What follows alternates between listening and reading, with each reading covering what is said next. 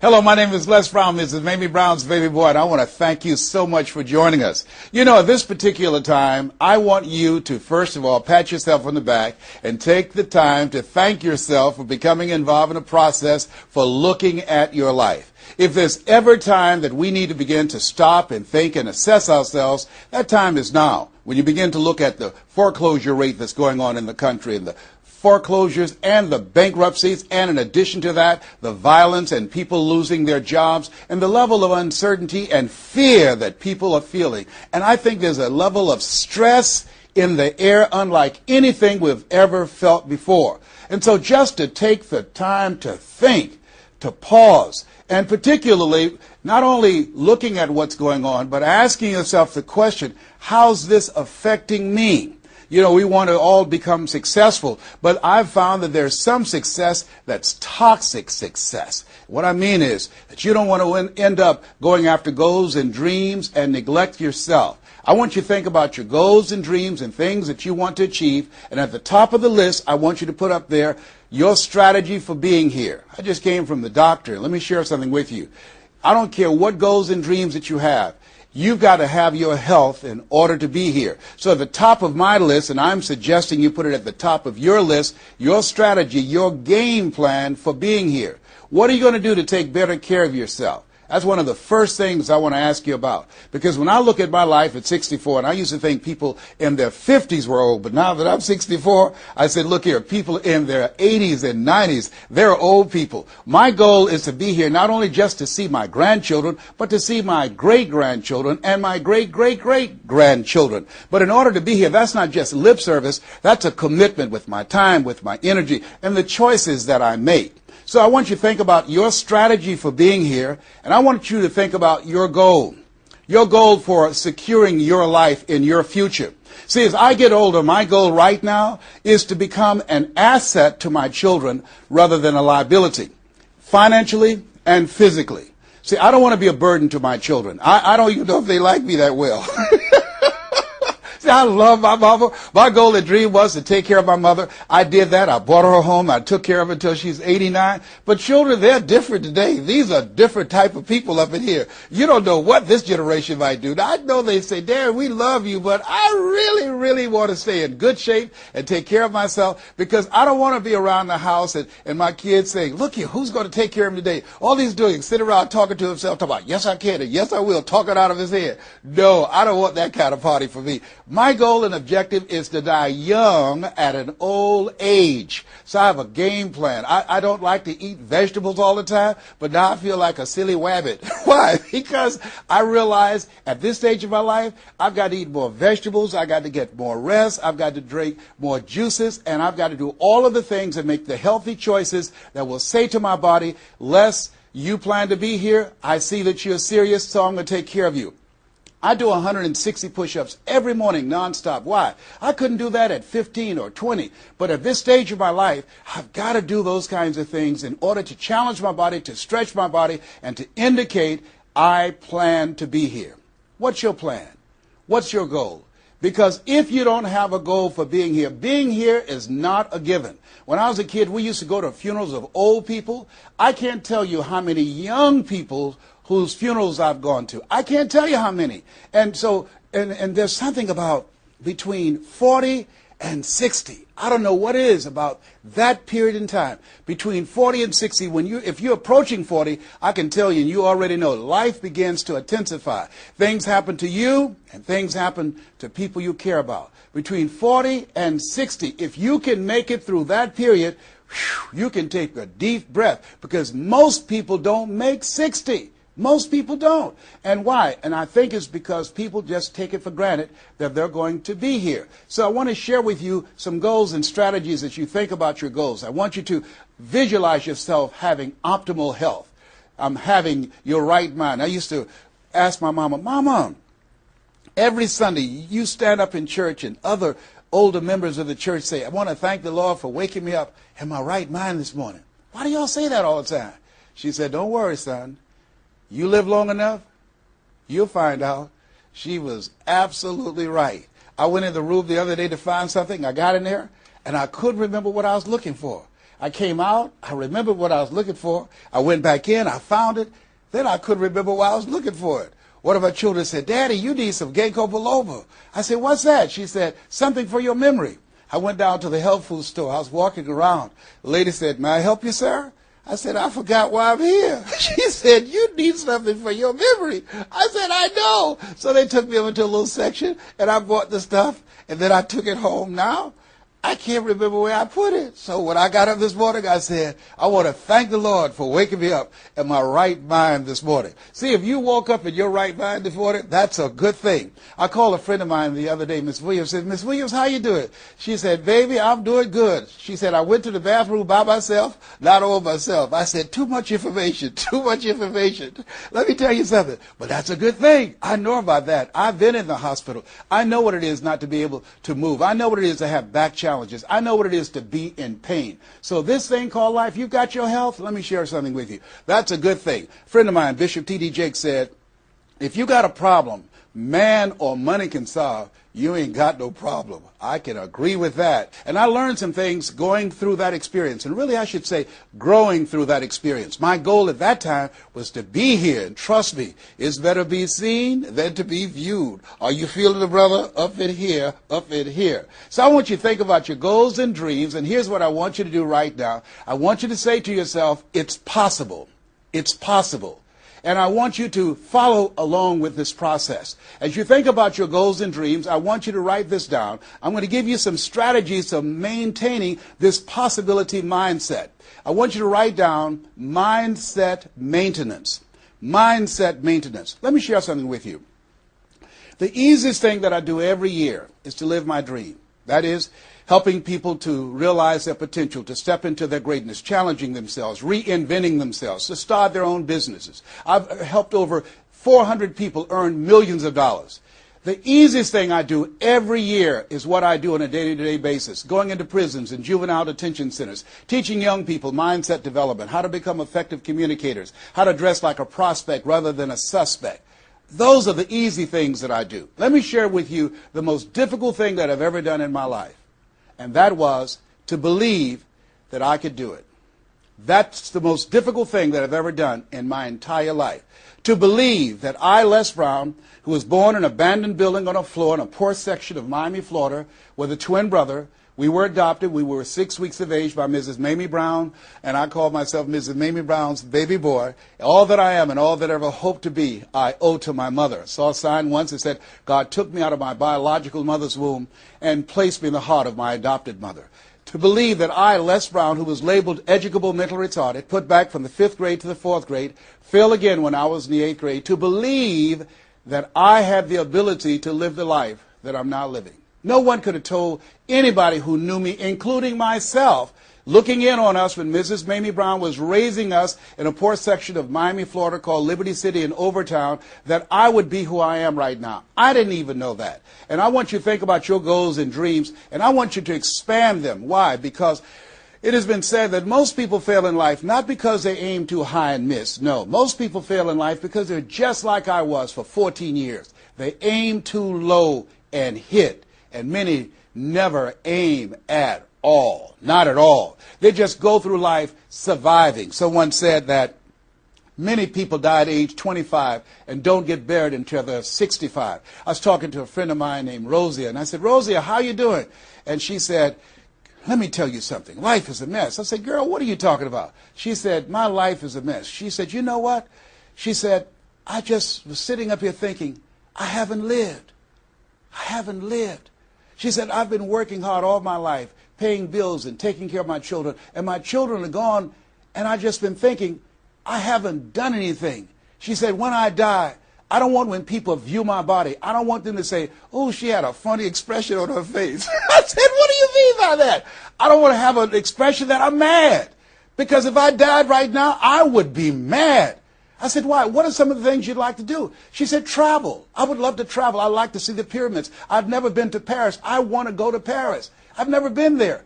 There are things that I want to see, things I want to do. She said, I want to make a difference in young girls' lives, teenage mothers. I was a teenage mother. I want to be able to make a difference in their lives and see the impact that I had on their lives. And she mentioned a variety of things.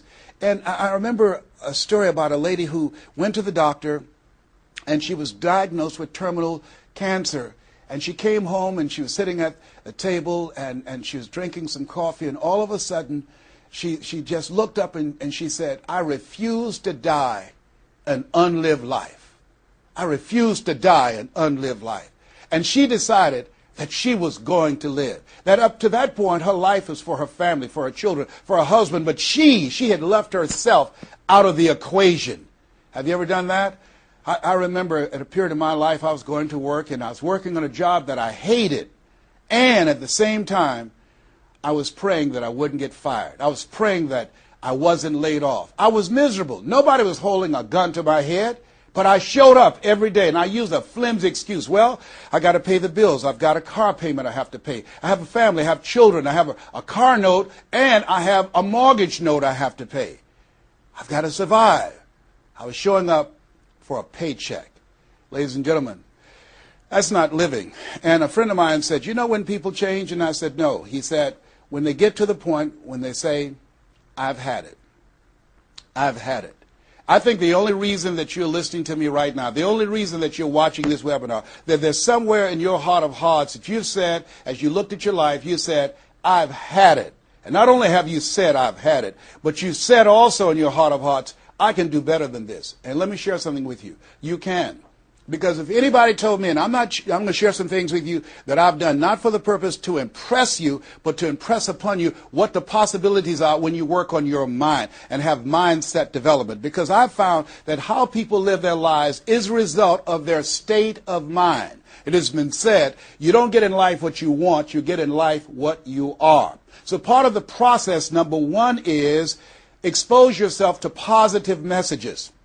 See, what I'm doing right now, I'm distracting the story that's going on in your head right now. How you live your life, how I live my life, how all of us live our lives is a result of the story we believe about ourselves. And most of us are born into stories. I was born into a story where we were poor, but we didn't know it. I didn't know we were poor until I got on a bus with my mother going to do domestic work on Miami Beach. And when we crossed the Venetian Causeway and I saw those big, beautiful hotels, and I was in the homes with my mother making up beds and cleaning, and we ate the food left over from the families that she cooked for. And we wore the hand-me-down clothes of the children that she kept. And I kept saying, "Mama, what is it, boy?" As we got ready to pack up to go back home and to Overtown and Liberty City and all the poverty and filth and the violence there, I was saying, "Why can't we stay here?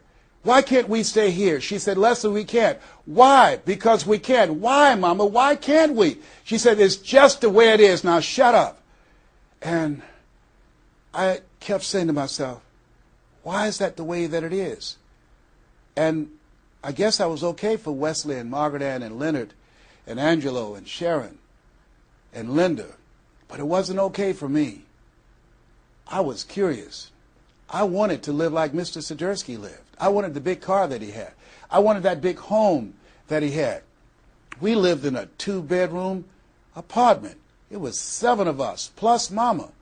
He had a big mansion, just 3 of them, 10,000 square feet. I said, "Mama, what is it, Leslie? One day, I want to buy you something just like this." My brothers and sisters, when we were on the bus going back, they were just engaged in playful things. I was thinking and dreaming. Mama didn't understand why I was thinking like that, because I'd been exposed to positive messages. I had to take care of Mr. Swiderski. I had to shine his shoes and clean his office. And every day when he was listening to motivational messages, I was hearing those things too. Earl Nightingale, we become what we think about.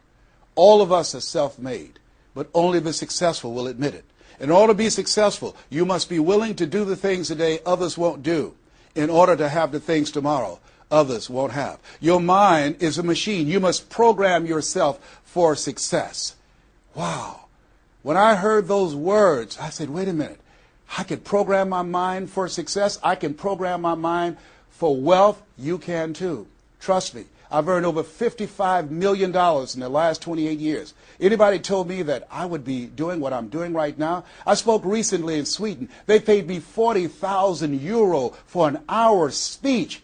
I had no idea that this Les Brown that you now see have the ability to do that. I used to work for the Miami Sanitation Department as a garbage collector. I used to be a janitor. I used to do door-to-door sales. I used to work for Sears in Miami on Biscayne Boulevard. I had no idea this Les Brown that you now see had the ability one day to give lectures at Harvard or Yale or Dartmouth University. I had no idea that this Les Brown existed. I don't tell you that to impress you, but to impress upon you. There is more in you. Simba, there's more in you than you have been expressing. All of us have seen Lion King, some great symbols in there. And I say to you, there's more in you right now than's represented in your bank account. There's more in you right now that's being reflected by your life right now. Your life is not a true reflection of your potential. You have greatness within you. You have the ability to do more than you can ever begin to imagine. There's a reason that my favorite book says, as a man thinketh, so is he. And as he continues to think, so he remains. In order for us to begin to break into that level of greatness that we have within ourselves, you have to make a conscious choice every day to expose your mind to positive messages. So I put myself on a regimen. I do this every day, and I suggest that you do it. Write this down. Number one, listen to motivational messages every day. If you have Choosing Your Future, a set of tapes, the CDs that we produce, or Creating Your Greatest Life, I guarantee you, if you do what I'm sharing with you right now, for 6 straight months, every day, your life will never be the same again. I guarantee it 100%. You listen every day for 1 hour to Creating Your Greatest Life, any of those messages, because faith comes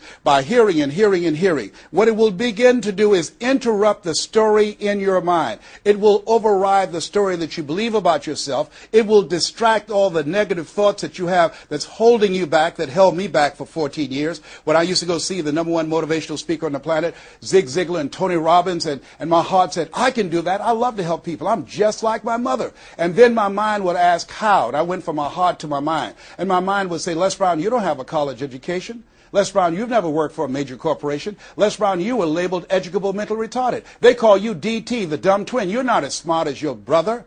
Have you ever thought about something you wanted to do and you convinced yourself that you couldn't do it? See, sometimes we need to have some external voices. And so by listening to motivational messages, that began to override the negative thoughts that I had about myself in my mind. And it gave me a new story and empowered me and gave me a vision of myself beyond my circumstances and mental conditioning and started me to writing a new chapter in my life.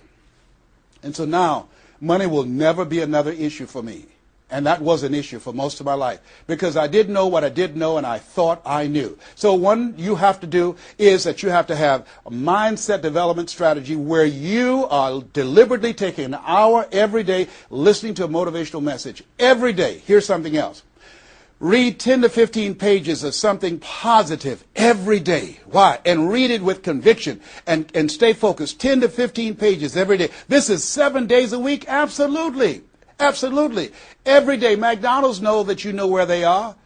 Burger King know that you know where they are. But every day they have some advertising. They have billboards. They have radio. They have television. Why? Because by exposing you to those messages, that will begin to impact your behavior. And it will drive you into the place to purchase what they're advertising. Now you're advertising for your greatness. And faith comes by hearing and hearing and hearing and hearing. So you want to listen to positive messages every day. You do this, I'm telling you, your life will never be the same again. And read 10 to 15 pages of something positive every day. I read 2 to 3 books a week. Why? Because I have goals and dreams of things I want to achieve. I want my life to count. I want to make a greater impact. At this stage of my life, I'm working on my children's education. A good man leaves a legacy for his children's children. So I'm working on their education at this point in my life. And as I begin to look at myself, in order to achieve more and to do more, I know I have to work more on my mind. And let me give you an example how this works. The most money I've ever earned in an hour and a half, $260,000. That's the most money I've ever earned in an hour and a half. A lot of people work a whole month and don't do that, or 6 months. Then, and this is the next thing I want you to do. I want you to look at your relationships, and I want you to upgrade your relationships. See, MIT did a study, and this study indicated that you earn within $2,000 to $3,000 of your closest friends.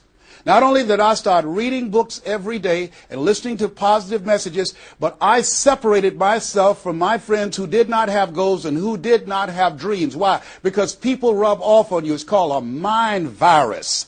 You earn within $2,000 to $3,000 of your closest friends. So when you upgrade your relationships, you got to ask yourself the question, who is it that I need to associate with that I can learn from, that I can grow mentally, emotionally, spiritually, and financially?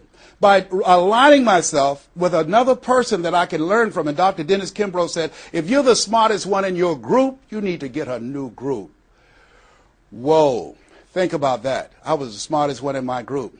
And then one person called me who had been admiring me for years and said, Les, I want you to coach me and my trainers on how to tell a story and create value for an audience. And I want to share with you some things. I want to teach you some things, old man. I said, is that right? He said, yes. You always say you're never too old to learn and you're never too young to teach. I want to teach you some things. I said, okay, I'm open to that. Now, let me share this with you. He blew my mind. The most money, as I mentioned to you, I've ever earned, speaking to over 8,000 people in Salt Lake City, Utah, $260,000. I did an event with this individual, just over 500 people, because of what I learned from him, because I upgraded my relationships. I earned over $410,000 in an hour and a half. I was excited, but I was also depressed, because I've been speaking for 28 years. And I started thinking about all the money that I left on the table, all the hotels and plane rides, all of the audiences I spoke to, all of the money that I missed out on because I didn't know that I didn't know, and I thought I knew. I was a big fish in a small pond. I can't tell you, if you don't get anything else, you have to look at your relationships and you've got to ask yourself the question, what is this relationship doing to me? And I mean in every area of your life. When the doctor looked at me and said, you have cancer. Cancer is the most feared word in 7 different languages. One of the first things I had to do, I found out who had cancer at some point in time or was living with cancer and conquered it. I surrounded myself with people who had done what I wanted to do, who were winning at the game. See, it's very important, every area of your life. If you want to improve your health, start hanging around healthy people. They did a 30-year study and said that the reason that most people are obese, it's a mind virus. Listen to what they said. A mind virus is communicated mind to mind. That if you have a friend that's fat or you marry somebody that's obese, you have a 41% to up to 161% of becoming obese yourself. Even if they live in another state. Whoa, why? Because birds of a feather flock together. Never forget, a high school teacher, Mr. Leroy Washington, said, Mr. Brown, if you run around with 9 broke people, I guarantee you, you'll become number 10. Whoa. Think about that. Part of your mindset development, not only listening, not only reading, but you have got to look at your relationships, upgrade your relationships, and continue to evaluate them and make sure they're an asset to you and not a liability. My son John Leslie is a motivational speaker. He has a saying, who should you count on and who should you count out? See, there's some relationships that can start out real positive, and then sometimes we outgrow people. Has that ever happened to you? Have you ever outgrown someone? Somebody you used to be close to, used to be your bosom buddy, and then you haven't been together for a time, and then when you get together, you have absolutely nothing in common. Sometimes that happens with family members. My twin brother, it's a strained conversation because he's talking about, Les, did you hear who died? No, I don't get up reading the obituary column. I'm glad my name is not there. Hello, I don't care. I'm focusing on living. Our conversations are so different. Isn't it interesting how you could be raised in the same family, same circumstances, by the same parents and end up dramatically different? It's called life. Here's the other thing that's very important. Write down the goals that you want to achieve. Write them down. Put them on a 3x5 card. And I want you to use a King James Version Bible and Matthew 7:7. Ask and it shall be given. Seek and ye shall find. Knock and it shall be open unto you. I want you to write that on one side of the card. On the flip side of the card, I want you to write down one major goal that you want to achieve. And you want to read that 3 times a day. 3 times a day. What are you doing? You're hypnotizing yourself. and you're dehypnotizing yourself. What you're doing is you are dispelling the myths and all of the spells that you're living under. I think that a poverty mindset is a spell. I think that people go so far, and because they're mesmerized by life, they unconsciously stop. And you have to break that spell by constant attention. So on one side you read your goal, that one major goal, 3 times a day. Then the flip side, you flip that scripture over. Ask and it shall be given. Seek and ye shall find. Knock and it shall be given unto you. As you read that every day, 3 times a day, I can tell you, amazing things, breakthroughs will happen for you. Now, we're going to take a break right now, and I want you to take the time to think about this one thing. What is it that you're going to do differently?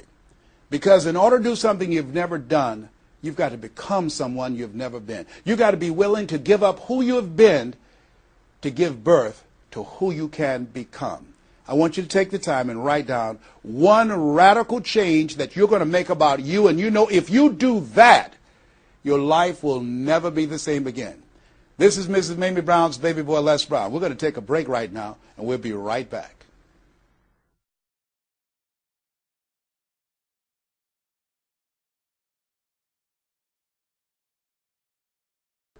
Hello, this is Les Brown, Mrs. Mamie Brown's baby boy.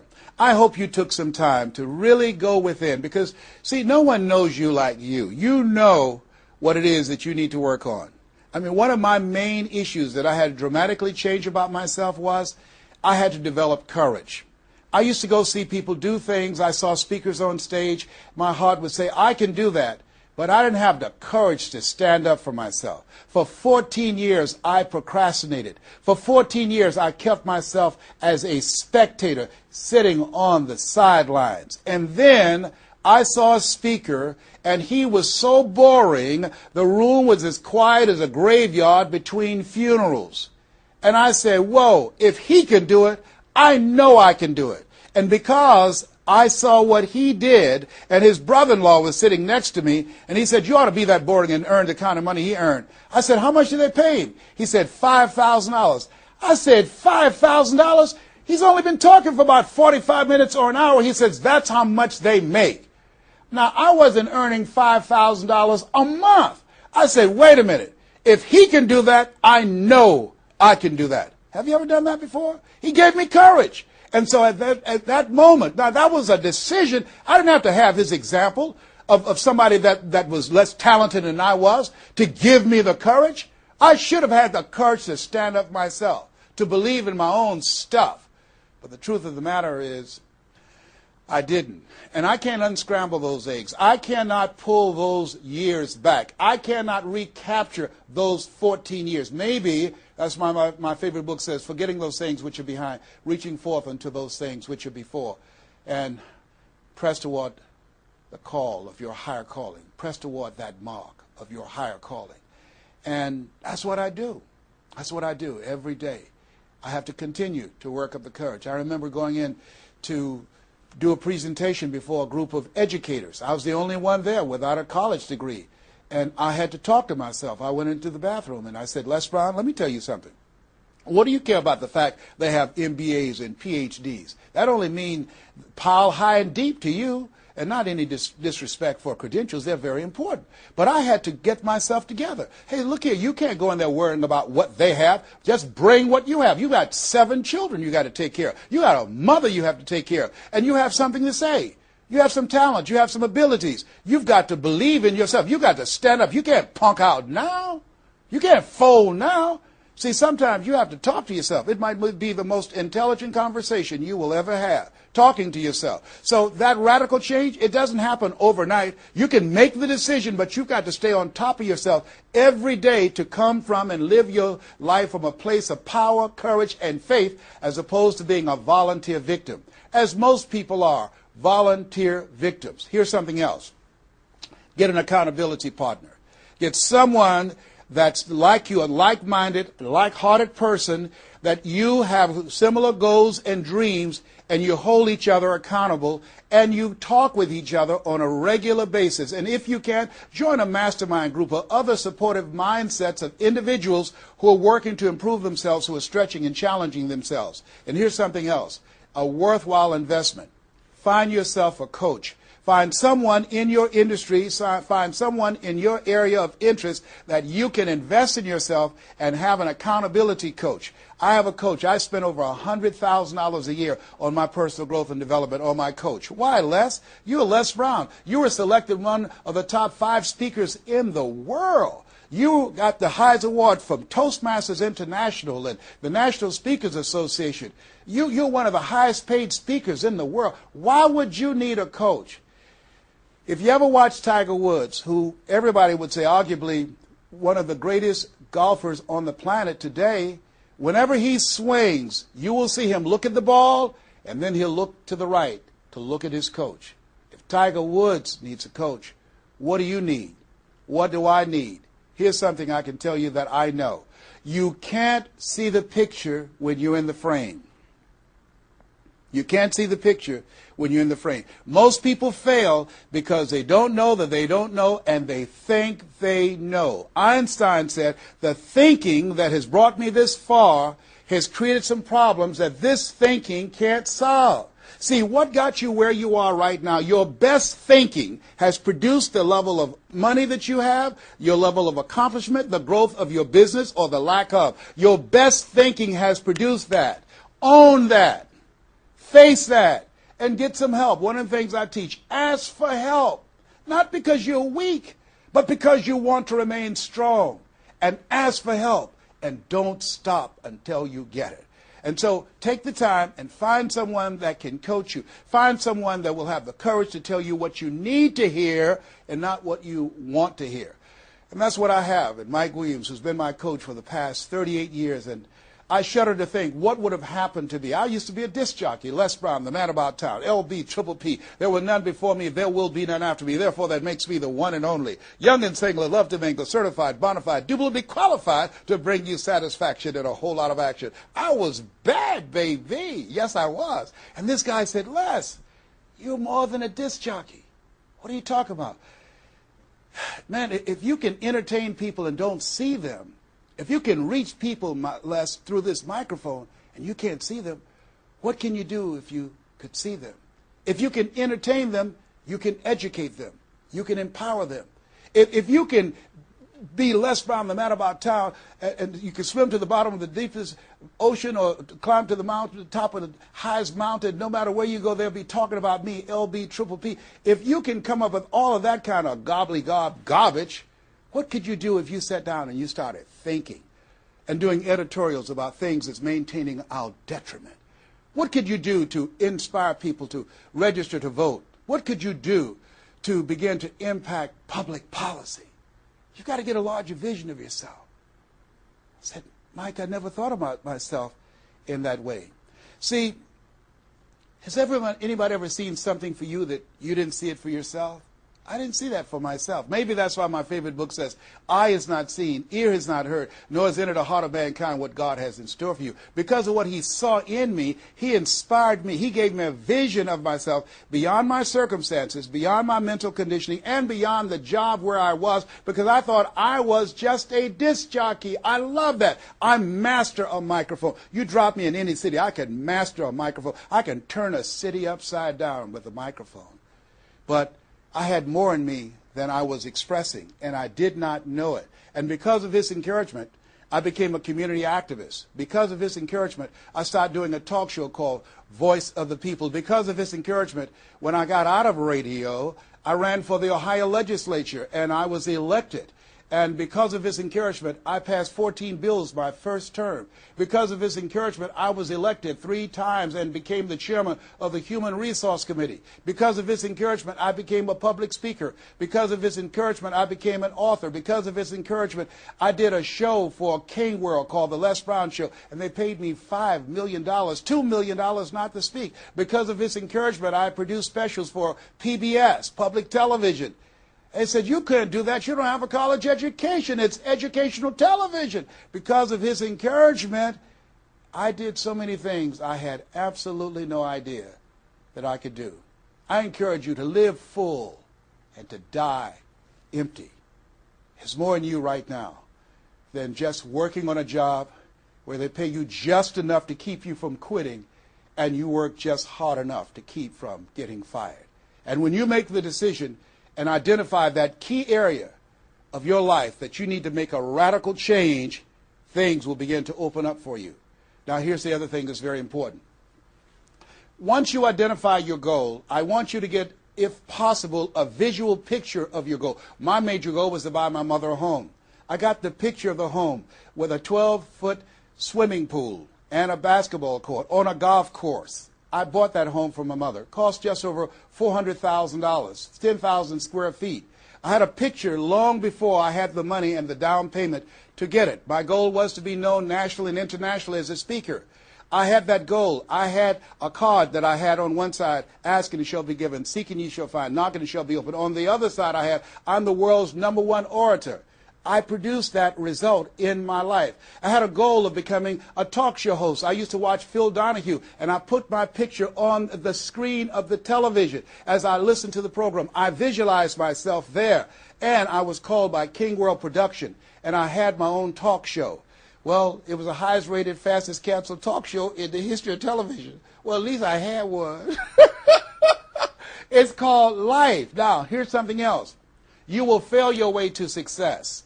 Trust me on that. You can have a lot of failures, a lot of disappointments, but you will fail your way to success. Goethe says, that which does not kill you will make you stronger. See, 85% of people allow their fear of failure to outweigh their desire to succeed. That's why you have to be of good courage. You have to have courage. When life knocks you down, I have a saying, try and land on your back, because if you can look up, you can get up. So once you look at and decide the goal that you want to put some things, put a treasure board or a goal board and have pictures of the goal that you want to achieve so you can see it every day when you get up in the morning and the last thing at night. You're programming your subconscious mind where 9 out of 10 decisions that you make comes from there. Here's something else. Not only do you want a physical picture that you can see every day to remind you, to keep you on course, but the other thing that's very important in achieving your goals, writing your goals down in detail and having 7 action steps that you take every day. Now, Robert Schuller said, by the yard it's hard, but inch by inch, anything is a cinch. You want to think about what are the things I need to do every day. Break it down into increments. You have your 30-day goals, and you have your 3-month goals, and your 6-month goals, and your 1-year goals, all right? You want to break it down in increments. What do you need to do starting today? Don't squander any time. There goes a second. There goes another second. There goes another second. And all the power in the world can't bring it back. So what are 7 things that you can do starting today?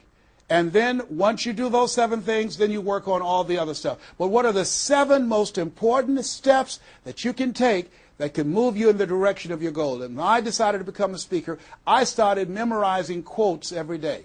That was one of the goals I had, to memorize quotes. I have probably over 400 to 500 quotes and statistics in my head in all kind of areas. I've spoken at the National Convention for real estate conventions, RE/MAX. I've spoken for doctors and lawyers. I trained over 5,000 doctors last year, teaching doctors how to communicate with their patients to increase their taking of their hypertension medication, to increase their compliance from 30%. I was paid $640,000 in 1 month, Monday through Thursday, 30 minutes a day. A lot of people work a whole year and don't do that. I don't tell you that to impress you, but to impress upon you. You've got greatness in you. You can do more than you can ever begin to imagine. I had no idea this Les Brown UC existed. I had no idea. And the reason that you're watching me now is because you know in your heart of hearts that you can do what I've done and even more. And so as you begin to think about that, think about writing your goals down, listening to motivational messages, changing your relationships, upgrading your relationships, thinking about 7 things you need to do every day, some radical change you need to make in you. There's an old African proverb that says, if there's no enemy within, the enemy outside can do us no harm. Here's something else that's very, very important. As we talked about having a personal coach, the next thing that's important about reaching your goals is this. What is it as you look in your past that's affecting you right now? I saw a movie called Magnolia, a powerful line in that movie. And the movie said, we might be through with our past, but our past is not through with us. Whoa. Let me share something with you I realize about myself. The reason that I procrastinated for 14 years was because when I was in the 5th grade and Mrs. Mary Ford Williams said to Mrs. Crompton, he doesn't belong here. He is slow. He's not like his brother. And they put me back from the 5th grade to the 4th grade. That affected me. I didn't even realize it. They say sticks and stones will break your bones, but words will never hurt you. Yes, they will. But they can also free you up. Because I'll never forget when I met Mr. Washington. It was my junior year in high school. I had been in special education from the 4th grade all the way up to my junior year in high school. My twin brother always made the honor roll. And he said, young man, work this problem out for me. He was a new instructor. I said, sir, I can't do that. He said, why not? I said, I'm not one of your students. He said, look at me. Yes, sir. Work the problem out anyhow. I can't do what you asked me to do, sir. Why? Sir, because I'm educable, mentally retarded. And the students erupted in laughter. They said, hey, he's D.T. He said, what's that? He's the dumb twin. He's not Wesley. That's Leslie. And he came from behind his desk and he said, don't ever say that again. Someone's opinion of you does not have to become your reality. That was a jarring statement. On one hand, I was humiliated.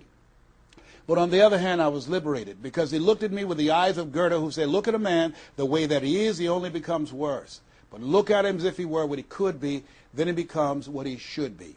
And here's what I learned from that experience. I want you to visualize yourself already there. Whatever goal, whatever dream that you have, see the picture complete. See yourself there. Why? We have something at the base of our brains called the reticular activating system. See, you have genius within you, and to prove it, let me give you an example. The other night, I said, I've got to get up tomorrow morning at 7 o'clock. I was at a hotel. I called downstairs and told them to call me at 7 o'clock. The hotel neglected to do it, but I woke up at 7 o'clock on the nose. Have you ever done that before? How did you know when to get up? Hey, that's subconscious mind. Everything we need, the answers are already there. Have you ever seen somebody and said, you know what, I remember your face, but I don't exactly know where. And then later on you say, hey, I know where I saw you, and it came. What happened? The conscious mind sent that thought to the subconscious mind, and it pulled that information up and gave it to you. Now, when you begin to hold the vision of what it is you want to achieve, you stimulate what is called the reticular activating system. It's a network like group of cells at the base of your brain. Let me share with you how it works. Have you ever purchased a car? No one goes to buy a car that has the same color that everyone else has. Has that ever happened to you before? But then once you buy the car and you drive it off the lot, you start seeing it everywhere. Say, hey, where did this come from? Let me tell you what happened. You made an investment. And because you made an investment, that piqued your awareness, that stimulated your reticular activating system. Another case in point. I was at a party with a friend of mine, and we were dancing, and music was blasting, and she said, wait a minute, my son is crying, he's at the door. I said, your son's not at the door, because even if he were, you wouldn't be able to hear him. And she stopped, went to the door, opened the door, and there her 4-year-old son was at the door. How did she hear it and I didn't hear it and the other people dancing? It wasn't our child. It was her child. Her reticular activating system picked up his whimpering sound. And I'm saying to you that you have that in you. When you focus on your goals and dreams and you visualize it complete, it will stimulate the reticular activating system and it will lead you there following all the other things that we suggested. Now, not only is it possible you can live your dream, it's necessary that you change relationships, that you get a coach, that you meet with other like-minded people that will hold you accountable, that you write your goals down, that you have 7 steps that you do every day on your goals to monitor to see where you are.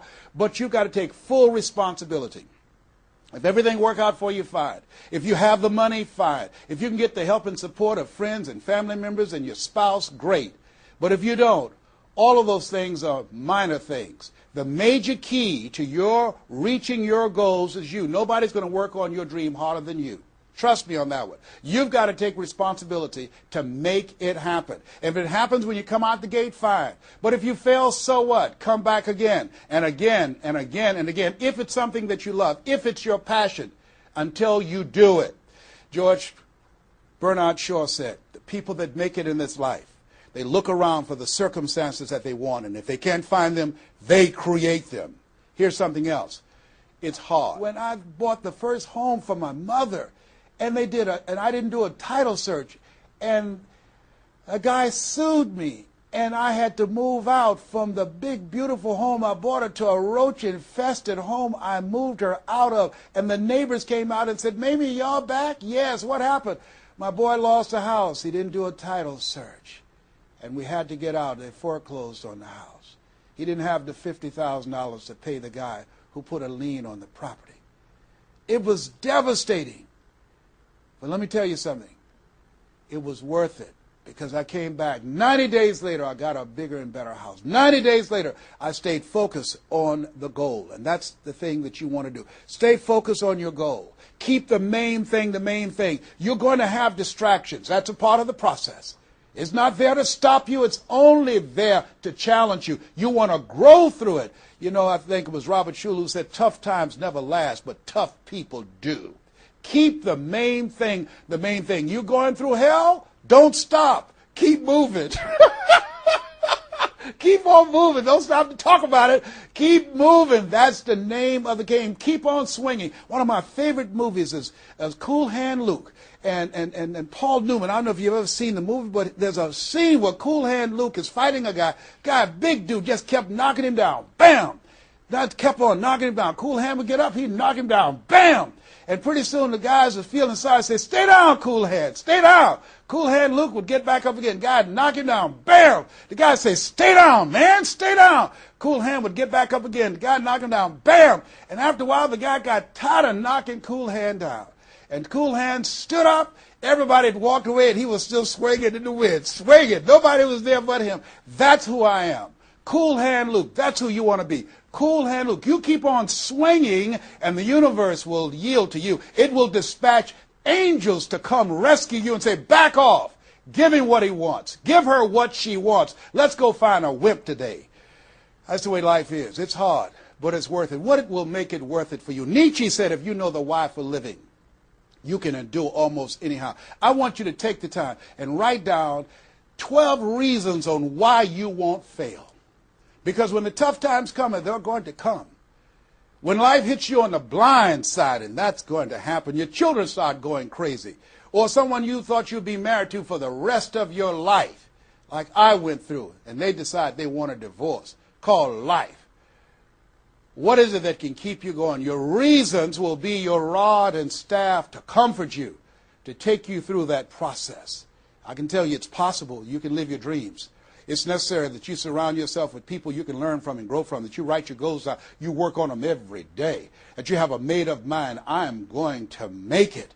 It's necessary that you constantly work on yourself, reading positive material, listening to positive material, going to seminars and workshops, investing in yourself, getting a coach. And it's you. You've got to take personal responsibility to make it happen. Don't see yourself as a victim. And it's hard. It's hard. Changing your life is hard. Getting up, working when you're in pain is hard. It's hard. It's hard. Working when you are trying to make something happen for you and the family, and you go home and you're facing a living hell where you need to refuel and replenish yourself mentally and emotionally and spiritually, and you got a battle in your home base. It's hard to keep your spirit up. It's hard. And people don't see the vision. They don't believe in you. They say, oh, you can count on me, and they're not there. They just lied. They're only there when they need you. It's hard. I can tell you, it's worth it. The sacrifice that you have to make, I can tell you from my experience, it's worth it. So take the time to write down, what are those 12 reasons of why you won't give up? What is it that will make it worth it for you? And once you find that, you will create some momentum in your life, and then it's done. It's done. Stick a fork in it. It's done. Here's something I want you to keep in mind. Life is a fight for territory. It's a fight for territory. And once you stop fighting for what you want, what you don't want will automatically take over. I want you to read that. I want you to memorize that. I want you to put it someplace where you can see it. I want you to keep that in mind. Life is a fight for territory.